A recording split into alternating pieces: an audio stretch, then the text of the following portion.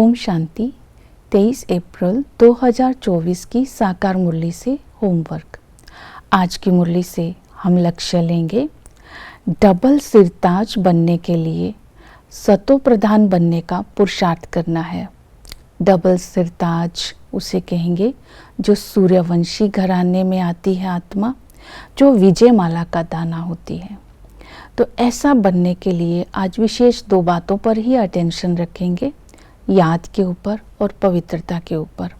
याद के लिए बाबा ने कहा बच्चों को याद की यात्रा में होशियार बनना है, क्योंकि याद से ही विक्रम विनाश होते हैं, बैटरी चार्ज होती है।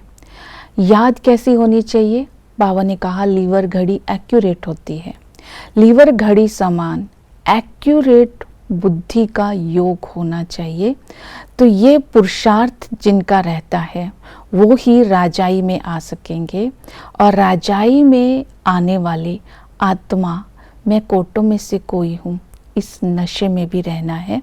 क्योंकि याद के लिए विधि बताई, एकांत, देही अभिमानी, आत्म अभिमानी और शरीरी। जैसे पढ़ाई पढ़ने के लिए भी एकांत चाहिए, ऐसे याद के लिए भी एकांत, एक के अंत में खो जाना है। देही अभिमानी अर्थात इंद्रिय जीत बनना है। आत्म अभिमानी अर्थात आत्मा के गुणों का स्वरूप बनना है, तब शरीर से अलग हो सकेंगे। अशरीरी अर्थात निराकारी। आत्मा भी स्टार मिसल है, परमात्मा भी स्टार मिसल है। तो निराकारी बन, निराकार बाप के साथ संबंध का अनुभव करने वाली आत्मा को ही अशरीरी कहा जाता है। अशरीरीपन का अभ्यास, तो इसको बोलेंगे स्वीट साइलेंस। तो आज बाबा के साथ भिन्न भिन्न संबंधों का सुख लेंगे। बाप के संबंध से जब बाबा संगम पर आकर के मिलते हैं, एक ही बार आते हैं, तो बाप से हमें विश्व की बादशाही का वर्षा मिलता है। इस नशे में रहना है। कोटों में से कोई में से कोई मैं आत्मा हूँ जो राजाई का वर्षा पा रही हूँ। टीचर के संबंध से वो हमें पढ़ाई पढ़ाते हैं। वो शिक्षक जब हमें शिक्षा देते हैं, जो आज्ञाकारी, वफादार, फरमानबरदार बच्चे हैं, जो उस शिक्षा को अमल में लाते हैं। जितना उस शिक्षा को अमल में लाएंगे उतना रजिस्टर अच्छा होगा और पढ़ाई में पढ़कर ऊंच पद पाएंगे। लेकिन अमल में लाने से के लिए बुद्धि महीन चाहिए, और जितनी महीन बुद्धि होगी, बुद्धिवान होंगे, उतना ही ज्ञान की धारणा होगी। तो इस तरह आज ज्ञान के ऊपर जो बाबा ने अटेंशन दिलवाया है उस पर ध्यान देना है। तो मार्क्स अच्छे लेने हैं। इस पढ़ाई को पढ़ने से ही सतो प्रधान बनते हैं। इस पढ़ाई को पढ़ने से ही भविष्य में ऊंच पद मिलता है। तो जब तक पढ़ाई की रिजल्ट ना आए तब तक इस पढ़ाई को पढ़ना है और पढ़ाई पर पूरा अटेंशन देना है।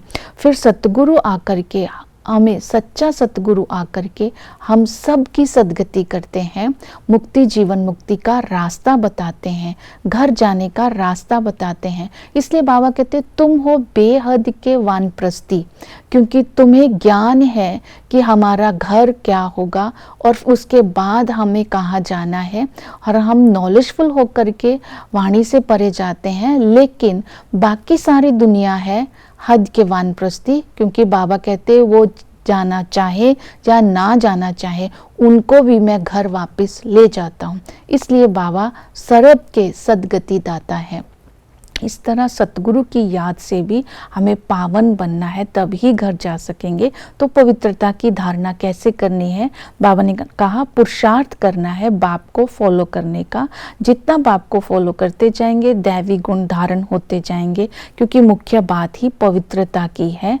कोई भी अभूल बनना है, कोई भी भूल नहीं करनी, गफलत नहीं करनी, ताकि हमारा रजिस्टर अच्छा रहे। कोई भी, बाबा ने कहा, बेकायदे कर्म नहीं करना, माया के तूफानों की परवाह नहीं करनी है।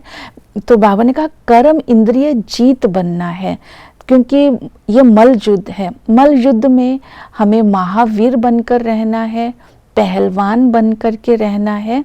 ये स्मृति में रखना है कि मैं ब्राह्मण वंशी हूँ। ब्राह्मण वंशी ही देवता कुल में जाते हैं, देववंशी बनते हैं, विष्णुवंशी बनते हैं।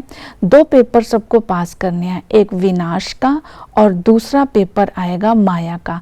इन दोनों को जो बच्चे पास करेंगे तो वो ऊंच पद पाएंगे, अर्थात अंदर कोई भी गंदगी ना हो, संपूर्ण पवित्र बनना है। तो इसलिए अपने वंश की स्मृति वर्तमान समय और भविष्य के वंश की स्मृति को जब हम इमर्ज रूप में रखेंगे तो पवित्रता की धारणा स्वतः हो जाएगी। इसके आधार पर ही डबल सिर ताज बनेंगे। ओम शांति।